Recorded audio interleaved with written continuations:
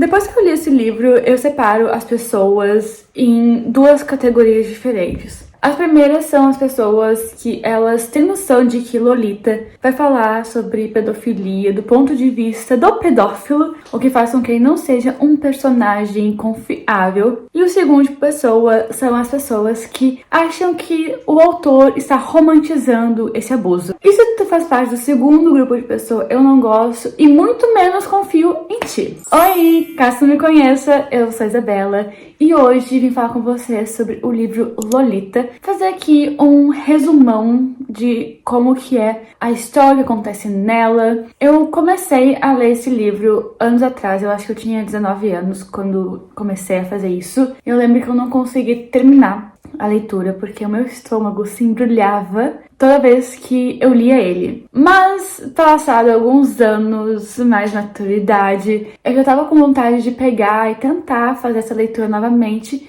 e decidi agora, aos meus 23 anos, escutar o audiobook de Lolita. E assim, gente, ainda bem que eu fiz essa escolha. Lolita é um livro super controverso, principalmente por conta do que eu falei no início do vídeo. Algumas pessoas acham que o autor está romantizando ali a pedofilia, mas ele é um livro que já foi adaptado, se não me engano, para cinema. Eu nunca vi a adaptação. Também não quero ver porque eu sei que mudaram algumas coisas na história que não fazem muito sentido mudarem. Mas eu queria comentar com vocês aqui sobre o livro e fazer um resumão sobre ele, contar o enredo, que nem eu fiz com o Jantar Secreto do Rafael Montes. Mas acredito que esse vídeo aqui vai ser pelo menos mais curto, porque o livro também é menorzinho. E do Rafael Montes era cada absurdo assim que eu precisava parar para respirar antes de continuar a história. Mas vamos começar. O livro é dividido em duas partes. Nosso protagonista, que é o Humbert, ele já começa no primeiro capítulo na prisão. Então ele tá falando sobre as memórias dele nesse lugar.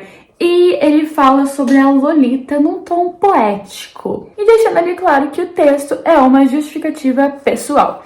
E lembrando que, como todos os livros, a gente, principalmente os que são narrados em primeira pessoa, a gente nem sempre pode confiar ali no nosso protagonista. Claro que muitos são confiáveis, mas quando a gente começa com um personagem já na prisão, talvez a gente tenha que dar um passinho pra trás e pensar: será que dá pra confiar neste cara?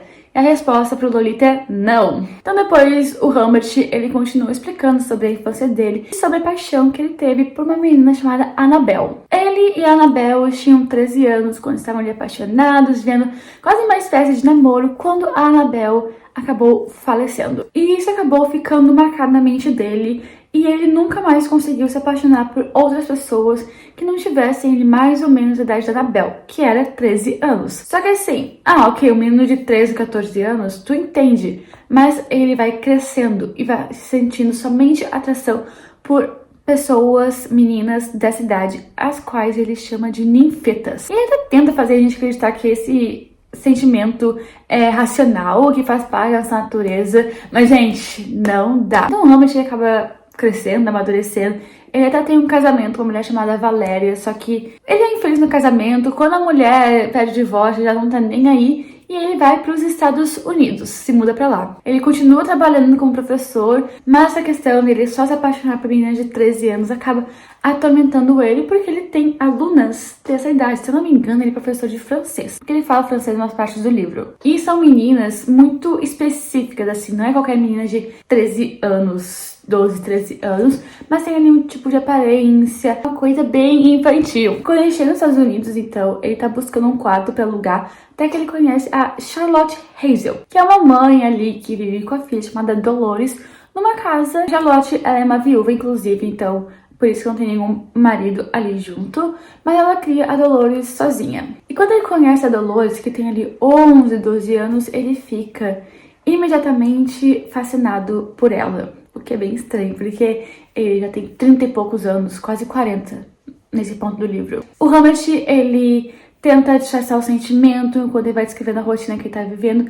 A Charlotte começa a demonstrar ali um sentimento por ele, só que ele finge não ver. Inclusive, chega num ponto em que a Charlotte se declara pra ele e ele aceita se casar com ela porque ele vai ficar mais perto da Dolores. Inclusive, ele mantém um diário descrevendo essa paixão pela Dolores, que ele é apelida de Lolita. Então, Lolita é a Dolores, uma menina de 12 anos. Tem algumas cenas em que ele tenta meio que provar que ela estava se jogando por cima dele. Então, ele estava no sofá, ela colocou as pernas por cima dele. Uma atitude bem normal de criança. Inclusive, quando eu era criança, eu sempre fazia isso. Tipo, botar minhas pernas por cima de quem estivesse lá no sofá. E um ponto importante também de ressaltar é que o Humbert descreve como se a Charlotte não gostasse da Dolores. Então, ele fala que a Dolores é uma menina que ela não vai tão bem assim no colégio, que claramente a Charlotte não gosta dele, e ela é mandada ali no verão para um acampamento. E durante esse acampamento é quando a Charlotte encontra o diário do Humbert.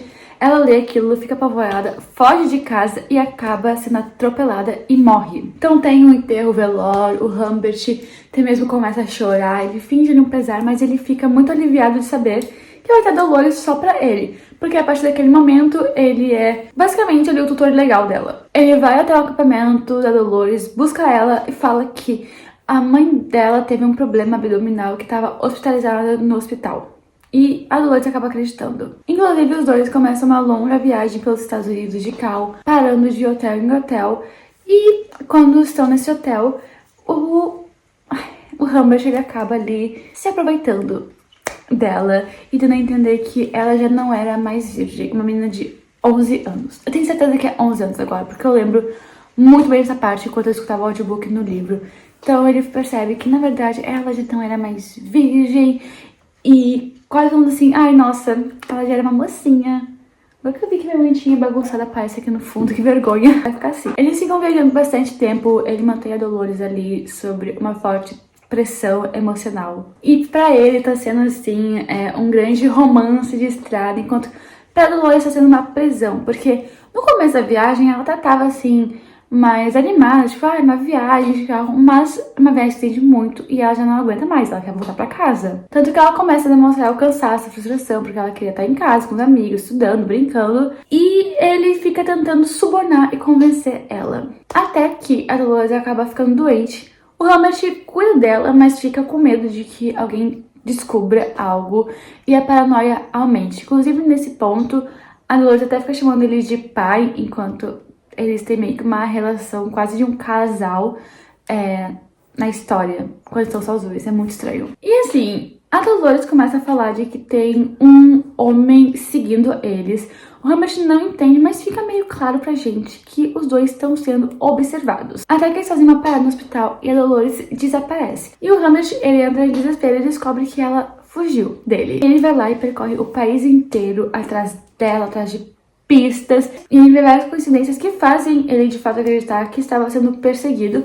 Só que a busca fracassa e ele termina sozinho, tentando reconstituir a vida. É a segunda parte do livro, então vai passar anos, o Humbert ainda tentando construir a vida dele de volta, assim, atormentado pelas lembranças. Ele até se envolve com mulheres adultas, mas nenhuma satisfaz ele, e ele fica meio que alternando entre o arrependimento e a nostalgia. Ele até volta a trabalhar como professor e recebe uma carta inesperada. E a carta é da Dolores, que agora tem 17 anos. Ela diz que tá casada, grávida e precisando de ajuda financeira. O Humbert vai lá, faz uma visita pra ela, vive de um modo simples e recebe ele com um pouco de distanciamento. O Humbert ele se emociona e percebe que ele não exerce mais o poder que ele exercia sobre ela antes. E aí, durante o reencontro, a Dolores conta que foi levada pelo Claire Quitch, que é a mãe mais velha depois que ela fugiu do hospital. O Quitch, ele era um dramaturgo e era um conhecido do Humbert. E que ele convenceu ela ali com promessas de fama e liberdade. Mas ela percebeu, depois de um tempo com ele, que também estava sendo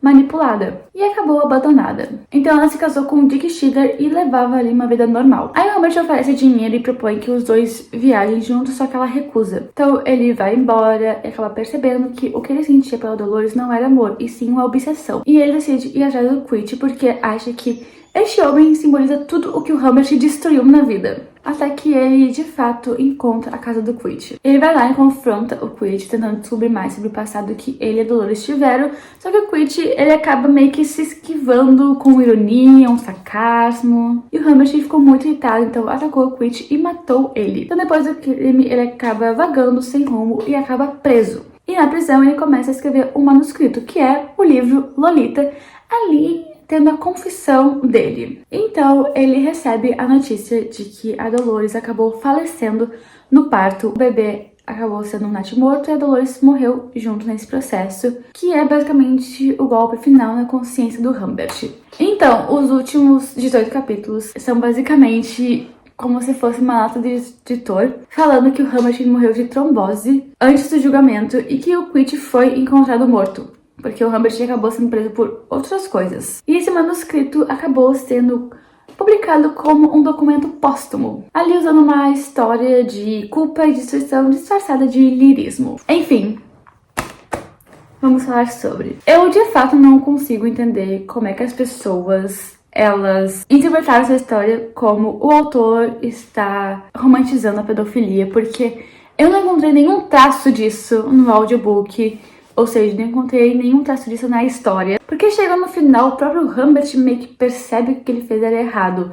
E eu queria entender como é que as pessoas conseguiram trocar as bolas. Se bem que, né, eu não deveria me surpreender com isso porque eu faço jornalismo. Eu sei que as pessoas estão sempre trocando as bolas. Mas a experiência de leitura, eu gostei muito de ler essa história. Eu dei uma bela resumida aqui porque o Humbert fala e floreia e não sei o que, não sei o que. Eu ficava, cara, tu já é maluca, a gente sabe que tu é maluco. Tu casou com uma mulher só pra ficar próximo da filha dela, de 11 anos. Então assim, não é floreio nenhum que vai fazer isso mudar. E é uma experiência de leitura que eu recomendaria pra todo mundo. Claro que é um tipo de livro que tu tem que ter senso crítico na hora de ler. Eu acho que isso acontece muito porque as pessoas, às vezes, elas talvez não saibam que é sobre isso o livro, e começam a ler sem ter esse senso crítico já apurado na hora que começa a fazer a leitura. Mas entre ler ou não ler, eu acho que ler é a melhor opção. E não é um livro muito longo, assim. Eu demorei um pouquinho mais pra ler porque eu tava escutando o audiobook e eu costumo escutar o audiobook no ônibus. Só que não é sempre que eu tava afim de escutar o audiobook. Às vezes eu tava só no clima de ficar ouvindo música e isso fez eu demorar pra ler. Mas, no geral, eu gostei muito. Enfim, esse foi o vídeo. Espero que vocês tenham gostado. Beijo, tchau!